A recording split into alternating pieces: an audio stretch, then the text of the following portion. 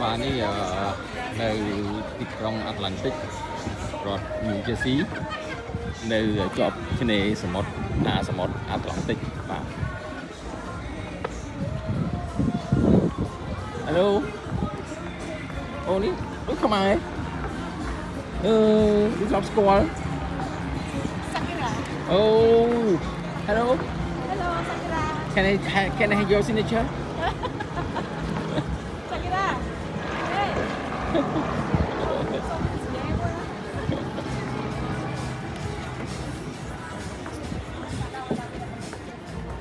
ini là chi tiết cho đã lấy những sự riêng Las Vegas đấy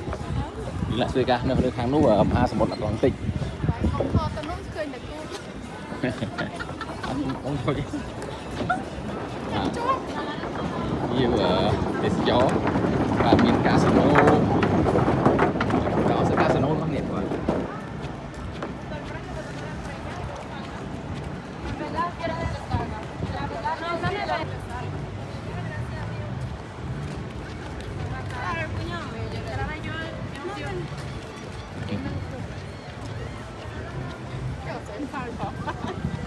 vậy là khu con phố nó cứ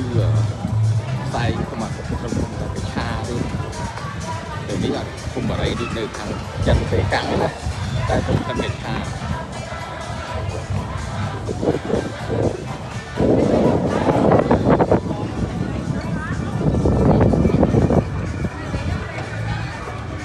chỗ kia cái casino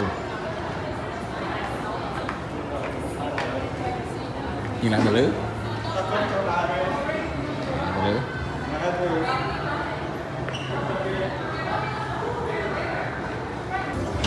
đi là casino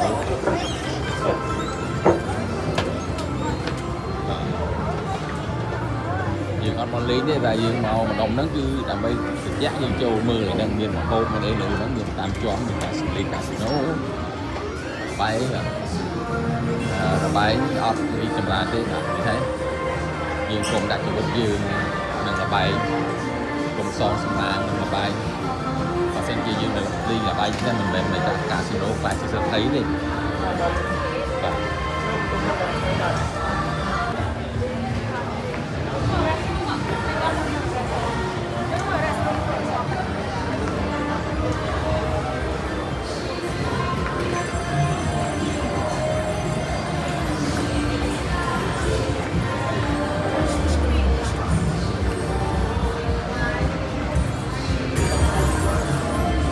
lý rất là chắc một lý